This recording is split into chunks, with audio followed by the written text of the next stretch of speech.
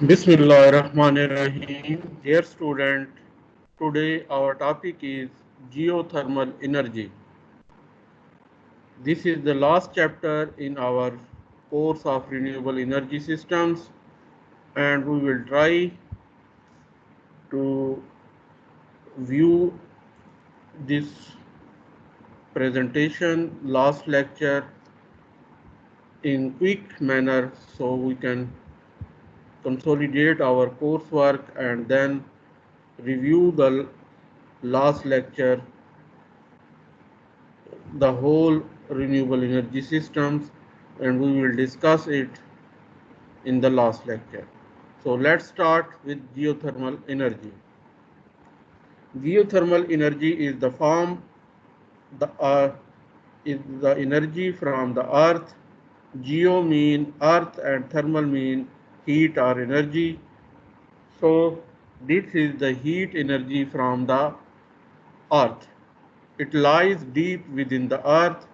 Since 90% of our planet is hotter than 1000 degrees centigrade, it should be universal renewable energy source.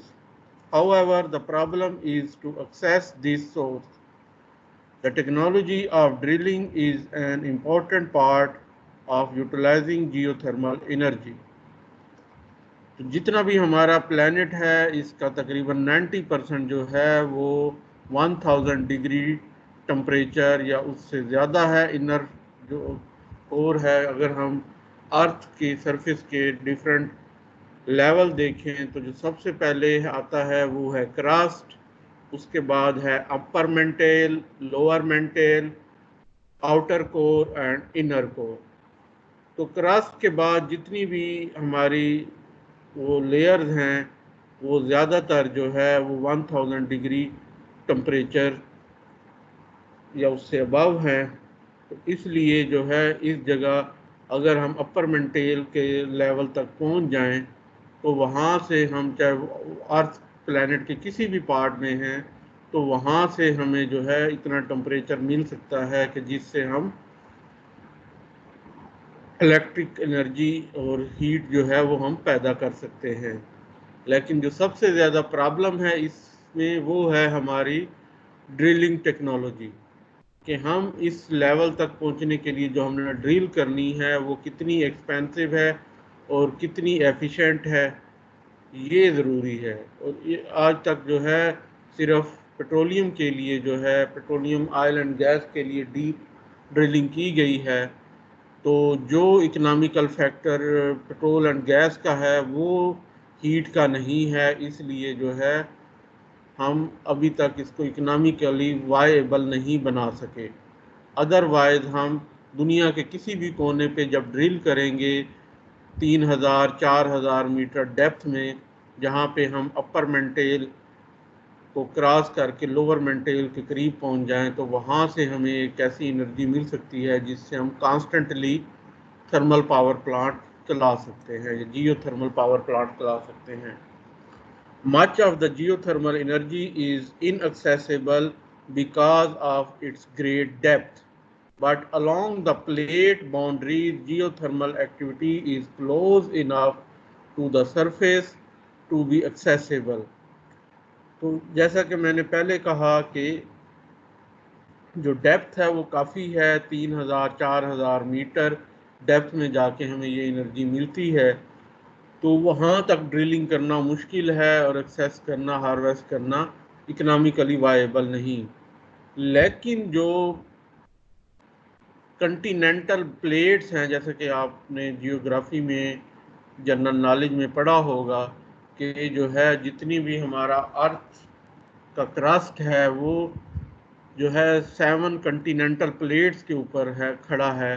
तो ये जो Continental plates हैं इनकी जहाँ पे आपस में बाउंड्रीज टकराती हैं, जहाँ पे दो कंटिनेंटल प्लेट्स की बाउंड्रीज हैं, बॉर्डर है, उस एरिया में जो है क्योंकि दो प्लेटों के दरमियान चाहे वो जितनी मर्जी मिल जाए थोड़ा बहुत गैप होता है, उस गैप की वजह से वहाँ से ये इनर जो है मेंटेल से जो है लोअर मेंटेल और अपर मेंटेल से जो हीट है वो वहाँ से इन बाउंड्रीज के जो बॉर्डर एरियाज हैं वहाँ पे वो क्रस्ट लेवल पे पहुँच जाती हैं, तो वहाँ से हमें हार्वेस्ट करना आसान हो जाता है, वहाँ से हम एक्सेस कर सकते हैं। तो हमने वो रीजन आइडेंटिफाई करने हैं जो कंटिनेंटल प्लेट बाउंड्रीज पे हैं। तो वो कैसे पता चलेगा कहाँ पे कंटिनेंटल प्लेट बाउंड्रीज हैं? तो उसकी एक निशानी तो ये है, the active geothermal zones are the zone with the most earthquake activity. तो जो कंटिनेंटल बाउंड्रीज के एरियाज होते हैं, नॉर्मली वहाँ पे बहुत ज़्यादा अर्थक्वेक आते हैं। तो दुनिया में जहाँ पे अर्थक्वेक ज़्यादा आते हैं वही इलाके कंटिनेंटल बाउंड्रीज पे वाक़ होते हैं, और वहीं से ही हमें जियोथर्मल एनर्जी आसानी से मिल सकती है। Geothermal resources are characterized by their thermal and compositional characteristics. जो जियोथर्मल रिसोर्सेज हैं उनको कैटेगराइज किया जा सकता है, क्लासिफाइड किया जा सकता है उनकी कंपोजिशन की बेस पे, और वो 4 कैटेगरीज हैं। नंबर 1 है हाइड्रोथर्मल और जियो हाइड्रोथर्मल, नंबर 2 है जियो प्रेशराइज, और नंबर 4 है मैग्मा, और नंबर 3 है मैग्मा, एंड नंबर 4 है हार्ड ड्राई रॉक्स। और हार्ड ड्राई रॉक्स के लिए जो हम जियोथर्मल एनर्जी सिस्टम बनाते हैं वो इन्हांस जियोथर्मल सिस्टम कहलाता है। तो अब हम स्टेप बाय स्टेप जो है ये हाइड्रोथर्मल इन चारों टाइप्स को देखेंगे, जिनमें से सबसे पहले हाइड्रोथर्मल रिसोर्सेज हैं। इनको जियो हाइड्रोथर्मल भी कहते हैं, हाइड्रोथर्मल भी कहते हैं। तो let's see what they present. Hydrothermal resources are the most limited category among the 4 classes, however they are easiest to harvest. In hydrothermal resources, water is heated or evaporated by direct contact with the hard porous rock. The porous or permeable rock is bonded with rock of low permeability. होता क्या है कि permeable जो rocks हैं, hard rocks हैं, नीचे crust में पाई जाती हैं, तो वहाँ पे जो है जो वाटर चैनल अंडर ग्राउंड हैं वो जब उनमें से गुजरते हैं तो वो हार्ड वाटर में कन्वर्ट हो जाते हैं, और ये हार्ड वाटर जो है फिर अगर हम उनको एक्सेस कर लें तो वो जो है हमें हाइड्रोथर्मल रिसोर्स की सूरत में मिलता है। Water trickle through the porous rock and is heated and sometimes evaporated and discharged to the surface. Hydrothermal systems producing steam are called vapor dominated, and if they are produce mixture of hot water and steam they are called liquid dominated. तो ये पानी जो है कभी कभी आपने देखा होगा कि वो खुद ब खुद भी बाहर आता है। गर्म पानी के चश्मे जो हैं वो इन्हीं से बनते हैं। आपने नादरन एरिया में, बलूचिस्तान में सुने होंगे कि ऐसे जो है गर्म पानी के चश्मे हैं, जिसमें सर्दियों में भी इतना गर्म पानी होता है कि आप उसमें से अंडे उबाल लें या आप उससे चाय बना लें या कोई और चीज़ बॉयल कर सकें, क्योंकि उनका टेम्परेचर इवन विंटर में भी जो है वो 50-60 डिग्री 80 डिग्री तक चला जाता है। तो ये जो हॉट वाटर है यही जो है हाइड्रोथर्मल रिसोर्सेज से आता है, और अगर हम उस सोर्स तक पहुंच जाएं और वहाँ पे पाइपिंग करके उसको पंप करें और उससे जो है प्लांट चलाएं तो वो चल सकता है। आगे चल के हम इसको देखेंगे। लेकिन ये जो रिसोर्सेज हैं अपनी कंपोजिशन के हिसाब से 2 टाइप्स के होते हैं। अगर वो जो सोर्स है वहाँ से सिर्फ स्टीम बन के आ रही है तो उसको हम वेपर डोमिनेटेड कहते हैं, और अगर वहाँ से वाटर और स्टीम का मिक्सचर आ रहा है हीट अप होने के बाद, कुछ वाटर है कुछ स्टीम है, वो मिक्सचर है, तो वो कहलाता है लिक्विड डोमिनेटेड। तो हाइड्रोथर्मल रिसोर्सेज के फर्दर जो है 2 क्लासिफिकेशन हैं, 2 ग्रुप्स हैं, वेपर डोमिनेटेड सोर्स और लिक्विड डोमिनेटेड सोर्स। उसके बाद जो सेकंड टाइप थी वो थी हमारे पास geo pressurised resources. It includes the sediment-filled reservoir and hot water confined under pressure.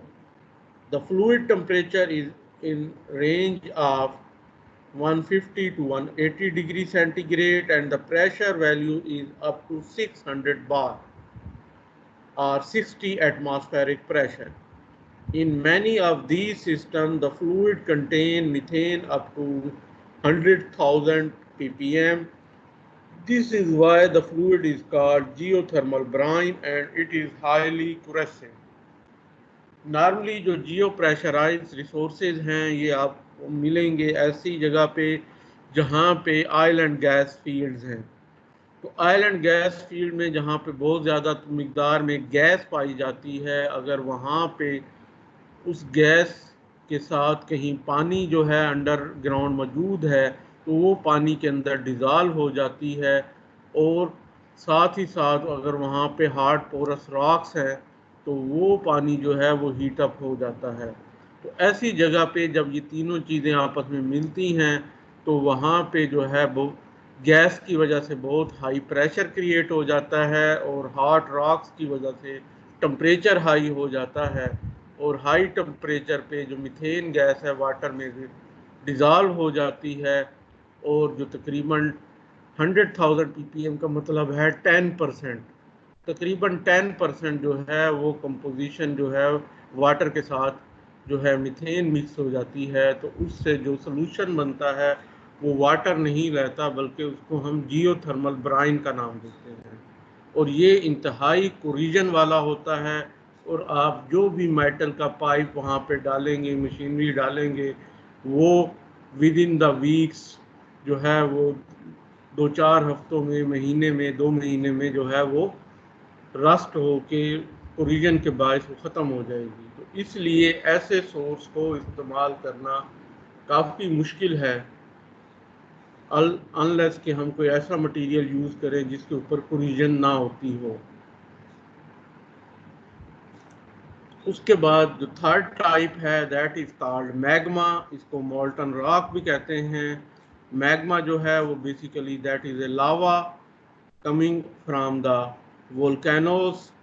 तो वोल्केनोज की अगर हम देखें यहाँ पे ये फिगर दी गई है, एक मैग्मा चैम्बर होता है, बेस होती है जहाँ पे ये लावा मौजूद होता है, मोल्टन रॉक्स होती हैं जो कि और फिर जब वो किसी वक्त जो है वो बहुत ज़्यादा एक्टिव हो जाता है तो पहले उसके अंदर से ऐश एंड गैस क्लाउड निकलता है और फिर उसके अंदर से जो मोल्टन मैग्मा निकलता है उसको हम लावा कहते हैं और वो जो है फिर इर्द गिर्द के इलाके में जाता है। तो यहाँ पे अगर आप देखें ये आपको नज़र आ रहा है मैग्मा जो कि फ्लो कर रहा है और ये किसी एक्टिव वोल्केनो से आ रहा है।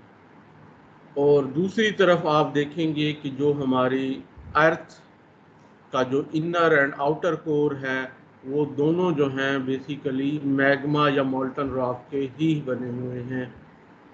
ये हमारा क्रस्ट है, ये अपर मेंटेल है, लोअर मेंटेल है, ये आउटर कोर है, ये इनर कोर है। तो जो आउटर कोर है या हमारा लोअर मेंटेल है इसमें ज़्यादातर जो है वो मैग्मा या मोल्टन रॉक्स होती हैं और जो वोल्केनोज हैं उनके अंदर जो है अगर वो एक्टिव नहीं भी हैं तो वो यहाँ पे इस लेवल पे जो है वो हर वक्त जो है मैग्मा मौजूद रहता है। It is under active volcanoes at accessible depth. अगर ये वोल्केनो जहाँ पे अभी मैग्मा बेशक वो अभी ब्लास्ट नहीं हुआ लेकिन यहाँ पे मौजूद है, अगर हम किसी तरह ड्रिल करके वहाँ तक पहुँच पाएँ तो वहाँ पे हमें जो है वो 650 डिग्री सेंटीग्रेड प्लस जो है हमें मिलता है टेम्परेचर। और हम वहाँ से अगर कोई इस तरह का सिस्टम कर लें कि पानी को भेज के वापस मंगाएं और उसको जब वहाँ पे भेजेंगे वो स्टीम बनेगा और स्टीम को वापस ले आएँ, तो इस तरीके से जो है हम यूटिलाइज कर सकते हैं। उसके बाद है hard dry rocks. It has the temperature in the excess of 200 degree centigrade. However, as the name implies, contain little amount of liquid. The method for harvesting this resource is to send water under the rock and reject the heat. This method is also called enhanced geothermal system. तो इसमें ये होता है कि naturally वहाँ पे water नहीं है, आप आर्टिफिशियली वाटर जो है अपनी तरफ से इंजेक्ट करते हैं वहाँ पे, जहाँ पे हार्ड रॉक्स हैं लेकिन वो ड्राई हैं, उनके यहाँ मॉइस्चर नहीं है, आप पानी भेजेंगे और वो पानी जो है वो वहाँ पे जाने के बाद वो स्टीम में कन्वर्ट होगा, हॉट वाटर में कन्वर्ट होगा अगर आप प्रेशर ज़्यादा देंगे, और वो जो है हॉट वाटर अंडर प्रेशर जो है वो ऊपर आएगा, जिसको आप हीट एक्सचेंजर के ज़रिए जो है उसकी हीट एक्सचेंज कर ले और दोबारा उसी वाटर को फिर जो है आप इस एरिया में भेज दें। तो इस तरह एक क्लोज लूप चला सकते हैं जिसके ज़रिए जो है अल्टीमेटली आपको हीट मिलती रहेगी, और ये सिस्टम कहलाता है इन्हांस्ड जियोथर्मल सिस्टम। अब हम बात करेंगे जियोथर्मल रिसोर्सेज के एस्टिमेशन की कि पूरी दुनिया में कितना है। तो अमेरिका में एक स्टडी 2008 में की गई थी और उसके मुताबिक जो है ये कुछ फिगर्स हैं उसके कि हाइड्रोथर्मल रिसोर्सेज जो है पूरी वर्ल्ड में 130,000 क्वाड है, और सिर्फ अमेरिका में उसका सिर्फ 10,000 क्वाड है। जियो प्रेशराइज जो है 540,000 क्वाड है, और उसमें से 170,000 जो है सिर्फ अमेरिका में मौजूद है। इसी तरह 5,000 मतलब कि 5 मिलियन क्वाड जो है वो वर्ल्ड में पाया जाता है मैग्मा, और जिसमें से 1 मिलियन जो है सिर्फ अमेरिका में पाया जाता है। इसी तरह 105 मिलियन जो है हार्ड ड्राई रॉक्स दुनिया में मौजूद हैं, और जिसमें से 30 मिलियन जो है वो क्वाड जो है वो यूएसए में है। अब क्वाड की बार बार हम बात कर रहे हैं, तो what is a quad? One quad is equal to 10 raise to power 15 BTU। एक क्वाड जो है वो 10 की पावर 15 BTU के बराबर है, जबकि 3600 BTU जो है वो 1 किलोवाट बनते हैं। तो अगर हम इस तरीके से देखें तो ये तकरीबन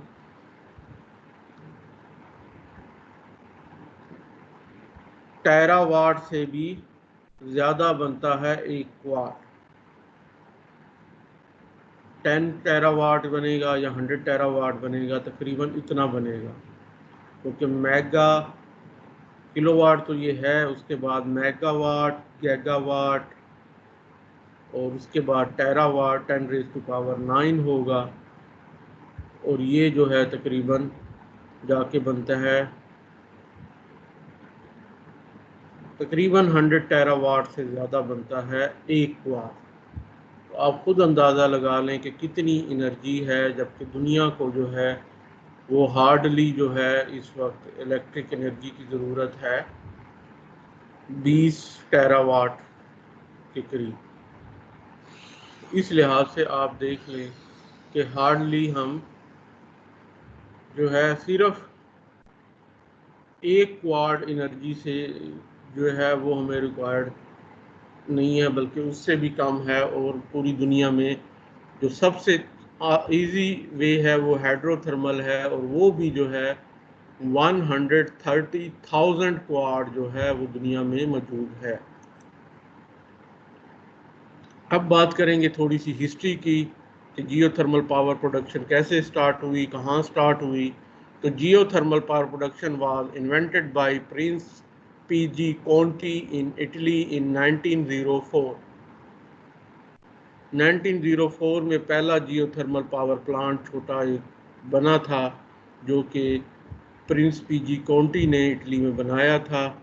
Geothermal power production in Tuscany has continued since then and amounted to 120 megawatt of installed electrical power in 1942 and about 790 megawatt in 2003। तो टस्कनी जो है वो इलाका है जहाँ पे जो है बहुत तेज़ी से फिर इसने ग्रो किया, और 1942 तक 128 मेगावाट, और 2003 में उसी इलाके में 790 मेगावाट जो है जियोथर्मल पावर प्रोडक्शन शुरू हुई। ये इलाका जो है वो इटली में है, और इटली का जो जियोथर्मल पावर प्लांट हैं तकरीबन सारे के सारे इधर ही मौजूद हैं। In 1958, a small geothermal plant began operating in New Zealand, and in 1959 in Mexico, and in 1960 commercial production of geothermal began in the USA, California. तो इटली में कामयाब 50 ईयर्स गुजारने के बाद जो है आहिस्ता आहिस्ता ये टेक्नोलॉजी दूसरे कंट्रीज़ को पहुंची, जिसमें न्यूजीलैंड, मेक्सिको और अमेरिका जो है वो अर्ली बर्ड से इन्होंने जो है पहले अपनी प्रोडक्शन शुरू की, और फिर जब इन अमेरिका जैसे टेक्नोलॉजिकली एडवांस कंट्री ने जब ये लगाए तो फिर इस तरह पूरी दुनिया ने इसको अडॉप्ट करना शुरू किया, और अमेरिकन कंपनी ने ही जा के मुख्तलिफ ऐसे रीजन में जहाँ पे ये एनर्जी आसानी से हार्वेस्ट की जा सकती थी वहाँ पे ये प्लांट लगाए। और अब जो है 2008 की जो है एक रिपोर्ट है उसके मुताबिक जो है इस वक्त दुनिया के जो टॉप 10 कंट्रीज़ हैं जिन्होंने जियोथर्मल एनर्जी पावर प्लांट लगाए हुए हैं और इलेक्ट्रिसिटी सक्सेसफुली हार्वेस्ट कर रहे हैं, तो उसमें सबसे हाईएस्ट इंस्टॉल्ड कैपेसिटी जो है वो यूएसए में है जो कि 2900 मेगावाट है। उसके बाद फिलिपाइन है जिसमें 2000 मेगावाट है। उसके बाद इंडोनेशिया है 1900 मेगावाट, मैक्सिको 1000, इटली जो पाइनियर है वो अब 5th नंबर पे है 800 मेगावाट के साथ। फिर Japan, New Zealand, Iceland, Salvador, Costa Rica, इस तरीके से जो है ये टॉप 10 कंट्री बनते हैं। और ओवरऑल वर्ल्ड वाइड जो है जो पोटेंशियल है जो अब तक इंस्टॉल्ड हो चुका है 2008 तक वो 10,200 मेगावाट है। Today geothermal power production is economic viable only when high temperature are found relatively shallow depth. तो उन्हीं इलाकों में ये कामयाब है इकोनॉमिकली जहाँ पे ज़्यादा डीप नहीं बल्कि सरफेस के ज़्यादा करीब थोड़ी सी डेप्थ पे अगर हमें एक अच्छा टेम्परेचर मिल जाता है तो वहाँ पे इकोनॉमिकली फिजिबल है geothermal power production. In region with a normal or slightly above normal geothermal gradient of about 3 degree Kelvin per 100 meter, one has to drill more than 5,000 meter deep in order to achieve the temperature above 150 degree centigrade. तो जो एक normal या average behaviour है geothermal energy का वो है तकरीबन 3 kelvin पर 100 मीटर। जितना आप नीचे जाएंगे उतना टेम्परेचर बढ़ता जाएगा। तो इस लिहाज से देखा जाए तो जो 150 डिग्री सेंटीग्रेड एक रीज़नेबल टेम्परेचर है जिस पे जियोथर्मल पावर प्लांट चल सके, तो उसके लिए 5000 मीटर डेप्थ में जाना पड़ेगा जो कि इकोनॉमिकली फिजिबल नहीं है। इसलिए हर इलाके में जो है वो हम जियोथर्मल पावर प्लांट नहीं लगा सकते। Such deep wells are expensive and there is a high risk of failure। और इतनी डेप्थ में ड्रिल करने की कास्ट भी बहुत ज़्यादा है, और फिर ये लाजमी नहीं है कि आपका ये जो एक्सपेरिमेंट है वो कामयाब जाए। जैसा कि आपने देखा होगा कि बहुत सारे ऑयल एंड गैस के लिए ड्रिलिंग जब की जाती है तो वो मतलूबा जगह पे जाके जब वो पहुंचते हैं तो उनको वो चीज़ नहीं मिलती जो कि वो सोच रहे होते हैं। तो अल्टीमेटली जो है वो सारा एक्सपेंस बर्बाद हो जाता है। हाइड्रोथर्मल, अब हम बात करेंगे जो पावर प्लांट्स हैं, टाइप ऑफ पावर प्लांट। ये मुख्तलिफ जो 4 रिसोर्सेज हैं उनके लिए किस टाइप के पावर प्लांट डिज़ाइन किए गए हैं। हर रिसोर्स की कंपोजिशन को देखते हुए उसकी करेक्टरिस्टिक को देखते हुए डिज़ाइन के अंदर जो है वो थोड़ी बहुत चेंजिंग की जाती हैं। तो अब हम देखेंगे कि जियो हाइड्रोथर्मल रिसोर्स जो है उसके लिए जो पावर प्लांट बनाते हैं उनको हम जियो हाइड्रोथर्मल सिस्टम या हाइड्रोथर्मल सिस्टम कहते हैं। और जैसा कि हमने पहले पढ़ा था कि हाइड्रोथर्मल या जियो हाइड्रोथर्मल के जो है दो मेजर ग्रुप हैं आगे जाके। एक है वेपर डोमिनेटेड हाइड्रोथर्मल, जिसके अंदर जो है स्टीम ही बेसिकली निकलती है वेल से या उस सोर्स से, और दूसरा है लिक्विड डोमिनेटेड, जिसके अंदर जो है स्टीम प्लस वाटर का मिक्सचर निकलता है। तो सबसे पहले हम देखेंगे वेपर डोमिनेटेड हाइड्रोथर्मल सिस्टम के बारे में कि ये कैसे काम करता है, किस टाइप का डिज़ाइन होता है। तो let's see, as described earlier, hydrothermal system has two types. One producing steam are called vapor dominated, and other produce mixture of hot water and steam, they are called liquid dominated. तो अब जो है vapour dominated, जिसमें सिर्फ हमें steam मिल रही है, उसका अगर हम पावर प्लांट देखें तो उसमें आप देखेंगे कि ये प्रोडक्शन वेल है, ये वो जगह है, वो पाइप है जिससे जो है हम सोर्स से जो है स्टीम को लेके आते हैं, पंप करते हैं ऊपर। और जब वो ऊपर आती है तो स्टीम के अंदर जो है किसी हद तक ब्राइन या कुछ लिक्विड मिनरल के साथ डिजॉल्व होता है, क्योंकि ये वेट स्टीम होती है। जब ये वेट स्टीम यहाँ पे आती है तो यहाँ पे ये एक सेंट्रीफ्यूगल पंप होता है, जिस सेंट्रीफ्यूगल फोर्स के ज़रिए एक फ़िल्टर लगाया जाता है, जिससे स्टीम अलहदा हो जाती है और जो स्टीम के अंदर मौजूद वाटर कंटेंट्स हैं और साल्ट हैं वो अलहदा हो जाते हैं। तो ये जो वाटर कंटेंट विद साल्ट है वो उसको हम ब्राइन कहते हैं, और स्टीम जो है वो ऊपर की तरफ उठ जाती है। तो ऊपर वाली स्टीम को जो है हम टरबाइन की तरफ सप्लाई करते हैं, लेकिन एक सेपरेटर लगा दिया जाता है जो कि इस स्टीम के अंदर मौजूद मज़ीद अगर कुछ वाटर कंटेंट्स हैं तो उसको ऑब्ज़र्व कर लेता है, और ड्राई स्टीम जो है वो टरबाइन को जाती है।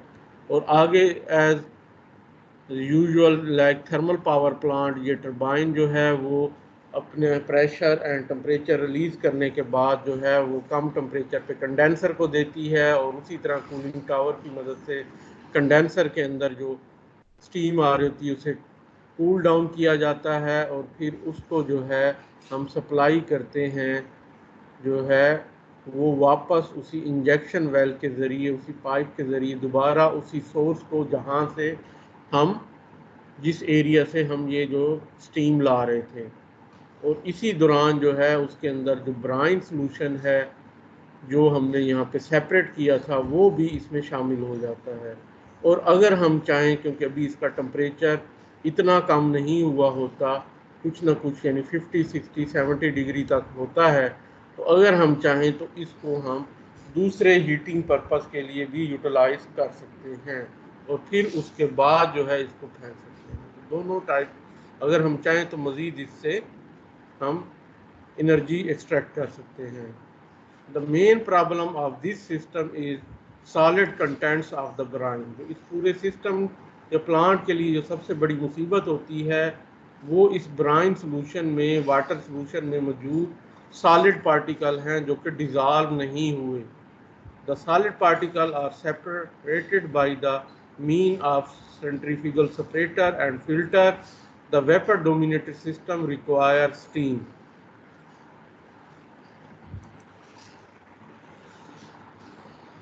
उसके बाद जो है लिक्विड डोमिनेटेड हाइड्रोथर्मल सिस्टम है। These are more abundant than the vapour dominated one, यानी कि आपको बहुत कम ऐसे सोर्सेज मिलेंगे जहाँ से सिर्फ अकेली स्टीम आ रही हो।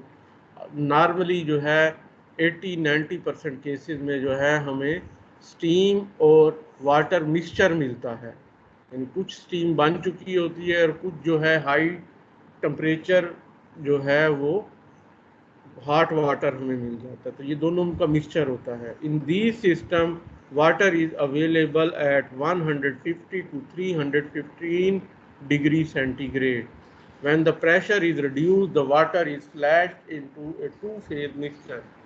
तो जब ज़मीन के अंदर होता है तो उसका प्रेशर हाई होता है और जो वाटर है इसलिए बॉयल नहीं हुआ होता, लेकिन जब वो हम ऊपर लाते हैं उसका प्रेशर जैसे ही थोड़ा कम करते हैं तो वो जो है वाटर जो 300 डिग्री या 200 डिग्री पे होता है वो बॉयल हो जाता है, स्टीम बन जाता है, और इस तरह जो है वो वाटर अलहदा हो जाता है और स्टीम अलहदा हो जाती है, तो 2 फेज बन जाते हैं।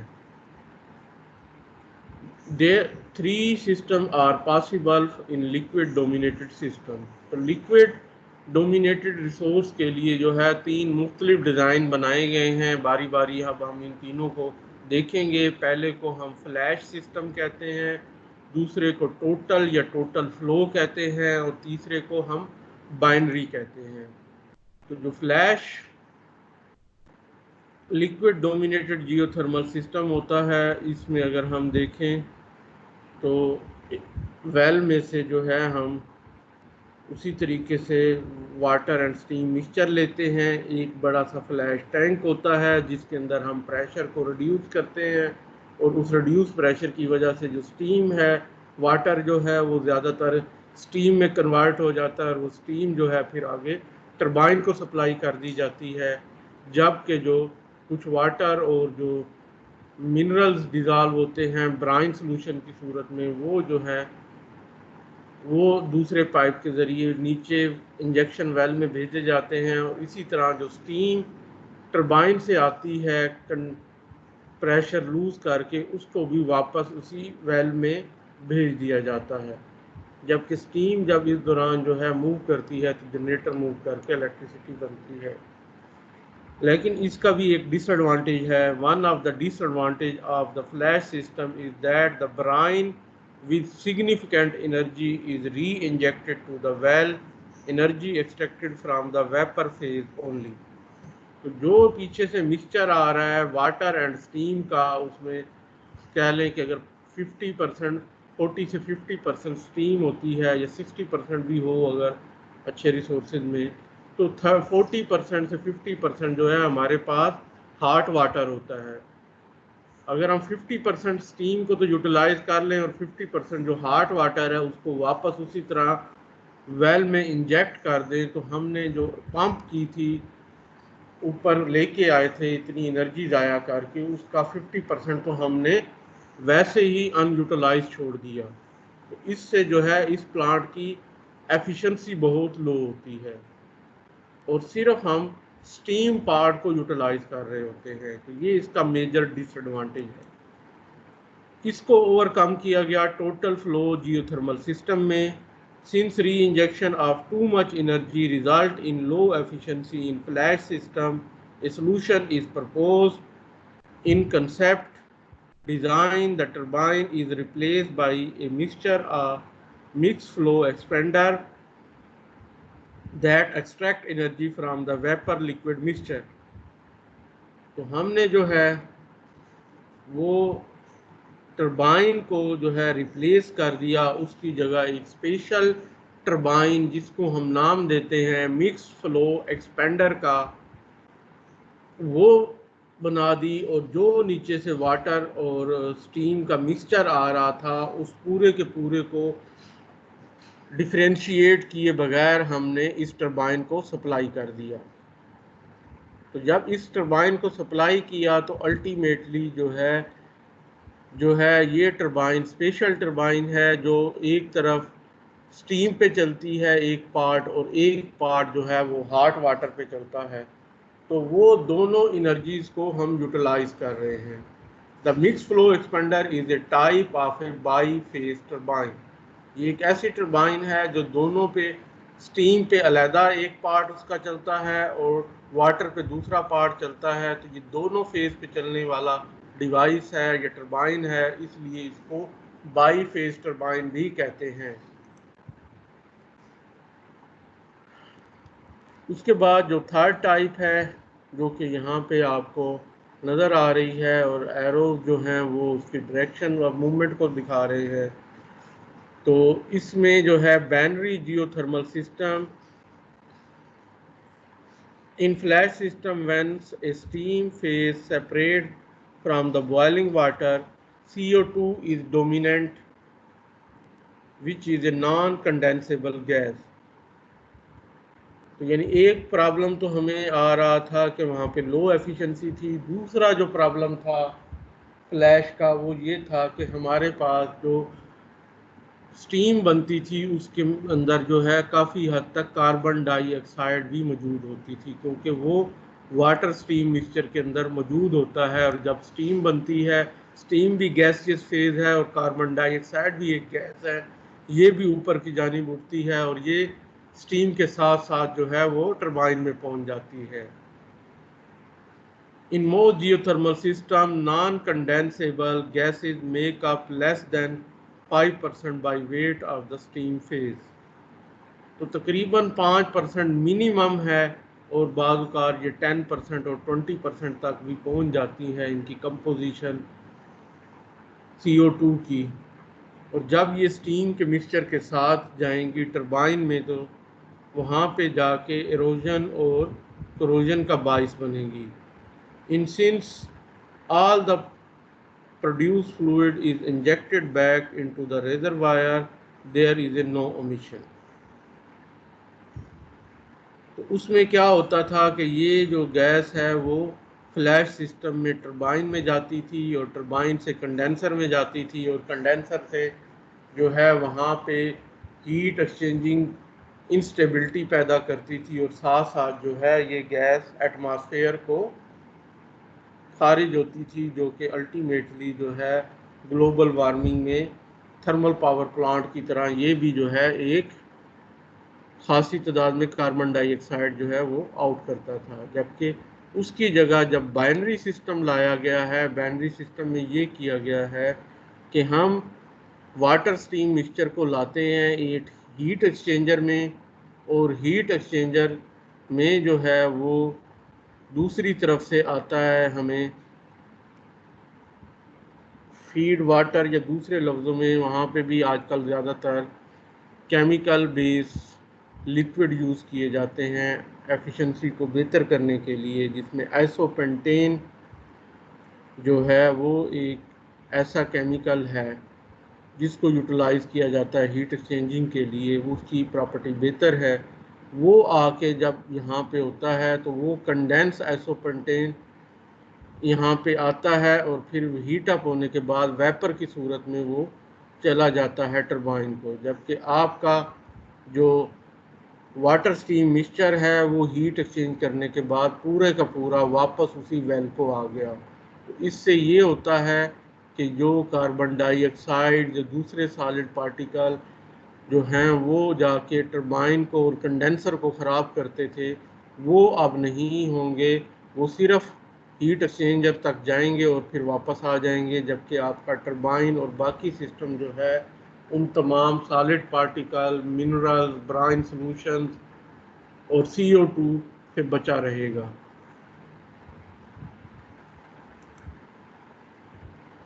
In these systems, two fluids are involved, the hard brine and a working fluid।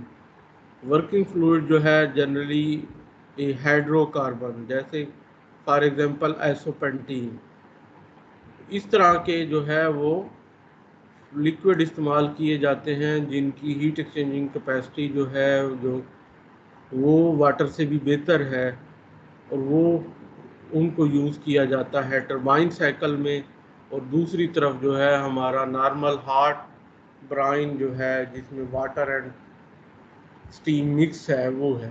तो ये दो साइकिल हैं, दो लूप हैं, एक from well to heat exchanger and again well, and दूसरा है heat exchanger to turbine and turbine to again heat exchanger.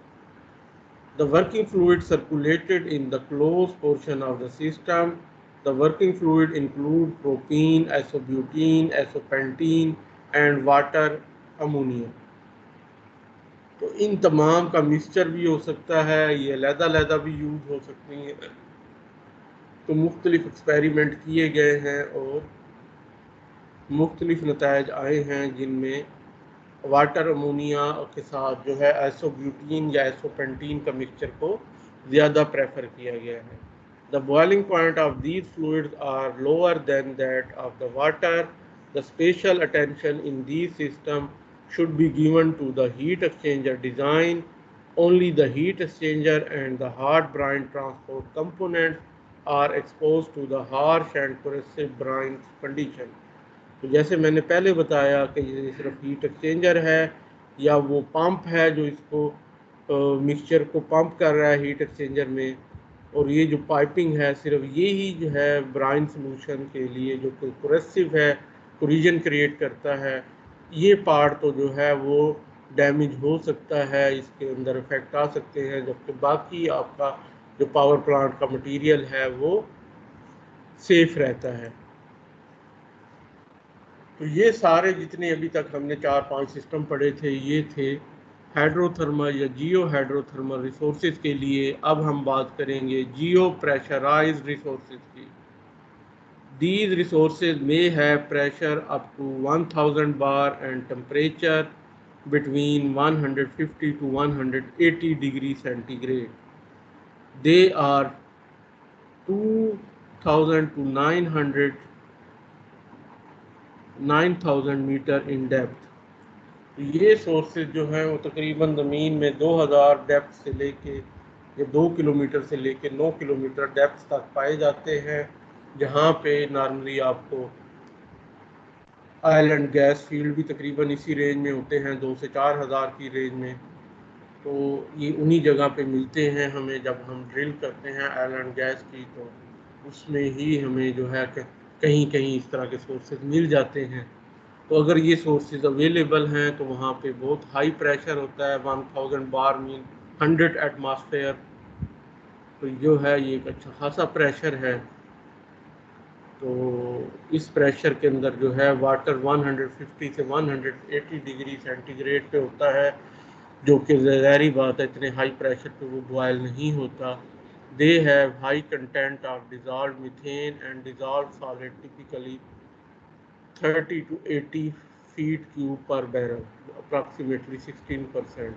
तो इसके अंदर जो है बहुत ज़्यादा मीथेन डिजॉल्व होती है जो कि ब्राइन सोल्यूशन है, और उसकी कोरिजन की वजह से हम पहले भी पढ़ चुके हैं कि जियो प्रेशराइज्ड रिसोर्सेज को यूटिलाइज करना बहुत मुश्किल है। Technical problem and high cost have precluded only pilot studies. तो इसमें सिर्फ ये एक आपको जैसे पिक्चर में भी नज़र आ रहा है, पायलट स्टडीज़ प्लांट, जो छोटे एक्सपेरिमेंटल प्लांट हैं वही अभी तक बने हैं, इकनॉमिकली वायबल कमर्शियल प्लांट अभी तक नहीं बन सके। Major enhance geothermal electric generating project has been initiated in USA. The first stage of the project, called the developing of total of 200 geopressurized wells in the state of Mississippi and Texas. The project is expected to ultimately generate base load electric power of at least 400 megawatt. Total capital cost is estimated $280 million। तो जो है Texas और Mississippi जो America की 2 states हैं, वहाँ पे जो ऑयल एंड गैस के वेल जो अब तकरीबन वहाँ से गैस और ऑयल तकरीबन निकाल चुके हैं, अब एक्सलीट हो चुके हैं, उनके अंदर मौजूद जो है पॉइंट आउट हुए हैं कि वहाँ पे हार्ट वाटर जो है डीप में मौजूद है, ड्रिलिंग पे ऑलरेडी हो चुकी है, हमें उस पर भी ख़र्चा नहीं करना। तो उनको यूटिलाइज़ किया जाए और वहाँ से हार्ट वाटर लेके जो है पंपिंग करके पावर प्लांट चलाया जाए। तो उसके लिए 280 मिलियन का एक पायलट प्रोजेक्ट, जिसे एक्सपेरिमेंटल प्रोजेक्ट भी कहा जा सकता है, कि किया गया है, जिससे 400 मेगावाट बिजली की उम्मीद है, इलेक्ट्रिसिटी की उम्मीद है, और 280 मिलियन इसकी कास्ट है। तो ये इस तरह के अभी एक्सपेरिमेंटल वर्क जो है आज से 8-10 साल पहले इस पे काम हो रहा था। अभी तक इसकी रिपोर्ट मेरी नज़र से नहीं गुजरी कि इसका क्या बना, लेकिन इस तरह के प्रोजेक्ट दुनिया में चल रहे हैं। उसके बाद मैग्मा है। Magma is the molten rock under the volcano, ये हम पहले पढ़ चुके हैं। टेम्परेचर 650 डिग्री सेंटीग्रेड से हमेशा ज़्यादा ही पाया जाता है। Method for harvesting magma are speculative only, यानी अभी सिर्फ थोरेटिकली इसके ऊपर बातें हुई हैं, थोरेटिकल प्रेजेंट किया गया है कि इस तरीके से हो सकता है, लेकिन प्रैक्टिकली जो है अभी तक किसी जगह ये जो है इम्प्लीमेंट नहीं हुआ। In case of reaching this source, magma pools also would produce hydrogen because at 600 degree centigrade iron oxide react with water and produce hydrogen. ये सबसे बड़ा प्रॉब्लम है कि जो पाइप अगर हम वहाँ तक पहुँचाते हैं, जैसे कि यहाँ प्रपोज किया गया है कि हम इस तरह पानी वहाँ तक पहुँचाएं और वो स्टीम बन के ऊपर आए और उसको हम एक्सट्रैक्ट कर लें, थ्योरेटिकली ये बातें हैं। लेकिन जो टेक्निकल प्रॉब्लम उसमें आ रही है वो ये है कि अगर हम पाइप जो है वो स्टील या आयरन के भेजेंगे वहाँ पे, तो जब 600 डिग्री सेंटीग्रेड से ज़्यादा टेम्परेचर होगा वहाँ पे और साथ ही उसके अंदर वाटर होगा, वो हीटअप होगा, तो वो जो है रिएक्ट कर जाएगा उन्हीं आयरन के साथ और वहाँ पे जो है हमें जो है हाइड्रोजन पैदा हो जाएगी। यानी वाटर का जो H2O है उसमें से ऑक्सीजन जो है वो आयरन के साथ रिएक्ट कर जाएगी और वो फेरम ऑक्साइड बन जाएगा और हाइड्रोजन अलहदा हो जाएगी। और हाइड्रोजन अगर वहाँ पे बन जाती है थोड़ी सी मिकदार में भी, तो वो हाइड्रोजन जो है एक्सप्लोजिव होगी, धमाका होगा और पूरा वोल्केनो फट के पूरे शहर को ले डूबेगा, पूरे इलाके को। Although the potential is great, magma based plant are years away। तो इसके ऊपर काम हो रहा है कि कौन सा मटेरियल और है जिसके पाइप को हम जो है वो इतने कास्टली भी ना हो और स्टेबल भी हो और उनको हम वहाँ पे जाके ले जाएं जिससे हमें इस तरह के रिएक्शन का अंदेशा ना हो। Enhanced geothermal system, these systems involve injecting water into the source and circulating it through the dry rocks। तो जैसे कि हमने कहा कि कुछ ऐसे सोर्सेज हैं जहाँ पे हमें हार्ड रॉक्स तो मिलती हैं लेकिन वहाँ पे जो है वो नहीं होता, वाटर नहीं होता, वेपर नहीं होते, मॉइस्चर नहीं होता या बहुत कम वाटर होता है। तो वहाँ से जो है हम एनर्जी कैसे एक्सट्रैक्ट कर सकते हैं, तो उसके लिए जो है ये प्लान प्रपोज किया गया है कि हम वाटर खुद इंजेक्ट करें उस एरिया में और वो नीचे जाने के बाद उस इलाके में जब फैलेगा उन हार्ड ड्राई रॉक्स के ऊपर, तो वो वहाँ पे स्टीम बनेगा या हॉट वाटर बनेगा और फिर पंप करके हम उनको वापस लेके आएँ यहाँ पे हीट एक्सचेंजर में।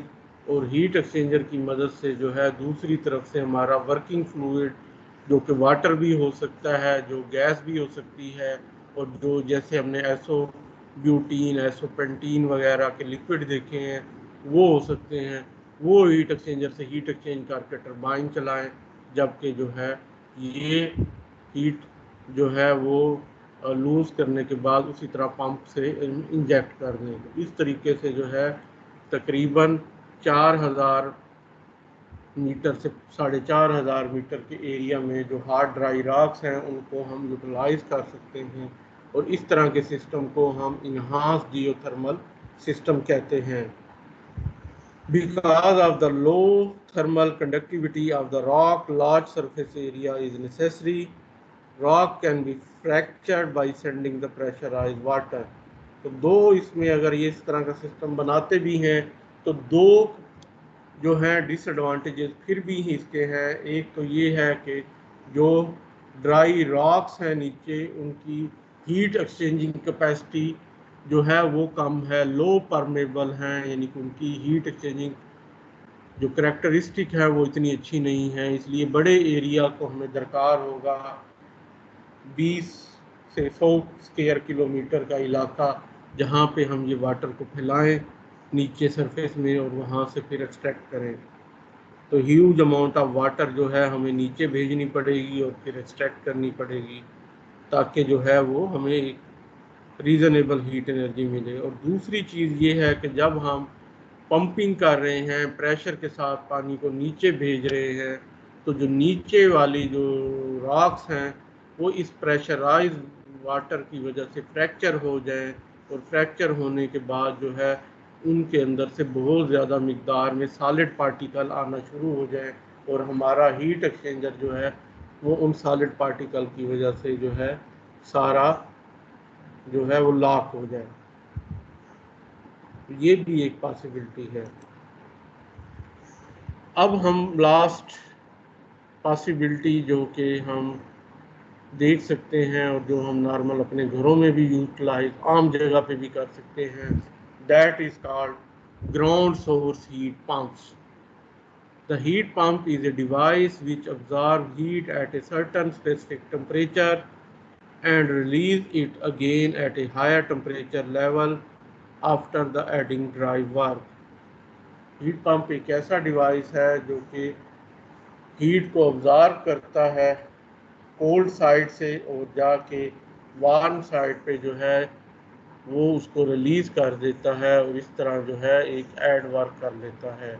Hence a heat pump can withdraw thermal energy from heat source at a low temperature level. A few meters below the surface, the ground temperature remain nearly constant. Using the ground as a heat source allow improved performance over a heat pump using atmospheric as a heat source. उसमें क्या करते हैं हम कि ground से नीचे जाके कुछ डेप्थ में जो कि 100 फीट 200 फीट नीचे जाके हम जो है एक हीट सिंक एक टैंक बना देते हैं जिसके अंदर हम जो है एयर को सर्कुलेट कर सकें।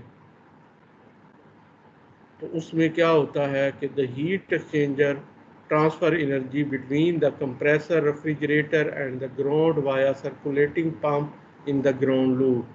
The utilization of the ground as a heat source is in several ways. In a closed loop system, a loop is buried in the earth around the home. Virtually all the built today use high density polythene pipe. तो क्या किया जाता है कि हम नीचे जाके एक पाइप को बरी कर देते हैं एक टैंक के ज़रिए, और उसमें क्या होता है कि जब समर में कूलिंग हमें चाहिए होती है तो हमारा जो एटमॉस्फेरिक टेम्परेचर है वो 45 से 50 डिग्री बाहर होता है, जबकि नीचे ग्राउंड में वो लेवल जो है वो 22-24 डिग्री होता है। तो हम जब अपनी यहाँ से हीट को जो है या अपनी एयर को जो है हीटेड एयर को हम यहाँ से भेजते हैं इधर, तो इस टैंक के ज़रिए जो है वो अपनी हीट वहाँ पे एक्सचेंज करता है और रिलेटिवली कूल डाउन हो के वापस इधर आ जाता है। तो ये जो हीट पंप है वो अपनी हॉट एयर को इधर भेजता है और कूल एयर जब इसमें आती है तो ये हीट पंप उसको जो है किसी भी होम किसी भी बिल्डिंग में उसको ठंडी एयर को सेंड कर देता है, और जब ये उधर सर्कुलेट करती है तो वहाँ की हीट को ऑब्जर्व करके वापस ले आती है और फिर ये इस पंप के ज़रिए नीचे चली जाती है। तो जो हमारा जो नॉर्मली रूम टेम्परेचर है वो फिर जो है 25-28 डिग्री टेम्परेचर पे मेंटेन हो जाता है, जबकि हमें बाहर 45 से 50 टेम्परेचर होता है। तो जो एसी की कूलिंग है उसके करीब करीब जो है हमें कूलिंग मिल जाती है इस सिस्टम से। और इसी तरह जब हम विंटर आती है तो विंटर में हमारा जो आउटसाइड टेम्परेचर है वो डाउन हो जाता है और near to zero temperature Pakistan में हो जाता है, और जो यूरोप है वहाँ पे तो टेम्परेचर और भी कम -10 -20 चला जाता है। जब इतनी सर्दी होती है उस वक्त भी जो है नीचे ग्राउंड में टेम्परेचर कांस्टेंट रहता है, वही 22-24 डिग्री सेंटीग्रेड होता है। तो उस वक्त क्या करता है कि ये जो हीट पंप है ये यहाँ से ठंडी एयर को पंप करता है नीचे, और नीचे जाके जो ग्राउंड की हीट है जहाँ पे टेम्परेचर 24-25 है वहाँ पे जाके ये हीट अप होती है, और हीट अप होने के बाद वापस जो है वो आ जाती है हीट पंप पे, और ये फिर इसी तरीके से बिल्डिंग के अंदर हाउस के अंदर इसको सर्कुलेट कर देता है। तो जब बाहर टेम्परेचर जो है वो 0 डिग्री होता है तो हमें यहाँ से जो टेम्परेचर है वो 20-22 डिग्री मिल रहा होता है, और ये जो है एक नॉर्मल हीटर जो है हमें तकरीबन इतना ही टेम्परेचर देता है। तो यही सिस्टम हमें गर्मियों में ठंडी हवा देता है और सर्दियों में हमें गर्म हवा देता है, और दोनों तरीके से हमें सेफ रखता है। The heat exchanger transfer energy between the compressor, refrigerator and the ground via a circulating pump in the ground. The utilization of a ground as a heat sink is several ways. In a closed loop system, a loop is buried in the earth around the home. Virtually all loop built today use high density polyethylene pipe। तो ये material बताया गया है polyethylene, जो कि coercive नहीं है और लॉन्ग टर्म इसकी लाइफ है 25-30 साल, और बाद लोग कहते हैं 50 साल। तो ये अगर इस मटेरियल का बना हुआ पाइप डालेंगे आप अपनी बिल्डिंग के साथ, तो जितनी बिल्डिंग की लाइफ होगी इस सिस्टम की लाइफ होगी, और आप आसानी से इसको ऑपरेट कर सकेंगे। This type of pipe is specifically designed to buried in the ground is marked as geothermal or geo। A loop made of high density polyethylene is 50 year or more। तो ये 50 साल या इससे ज़्यादा की लाइफ है इसकी ग्राउंड के अंदर, जो कि किसी और मटेरियल की नहीं है। A mixture of antifreeze and water is circulated continuously in the loop and heat pump transfer heat from the soil respectively as heating or air conditioning is needed। In a closed loop system, the fluid never comes in the contact with the soil. It is sealed inside the loop and the heat pump। In an open loop system, groundwater is drawn up from a well and thrown through the heat pump, then typically pumped back into the return well। तो एक तो ये है कि इस तरह हम buried करके क्लोज लूप बना लें, और बाज़ जगह जो है जो वाटर वेल हैं वहाँ पे जो है उनका वाटर पंप किया जाता है और उसको सर्कुलेट करके दोबारा उसी वेल में फेंक दिया जाता है। लेकिन क्योंकि वेल जो है वो बिल्कुल बंद नहीं होता, एटमॉस्फेरिक एयर उस वेल खुले वेल के अंदर सर्कुलेट कर रही होती है वाटर सरफेस से ऊपर के लेवल पे, तो इसलिए उसको ओपन लूप कहा जाता है। To utilize the low temperature geothermal source, absorption heat pumps are applicable। Absorption cycle is process by which refrigeration effect is produced through the use of two fluid and some quantity of heat input rather than electrical input as in the more familiar vapor compression cycle। In the absorption system, a secondary fluid or absorbent is used to circulate the refrigerant।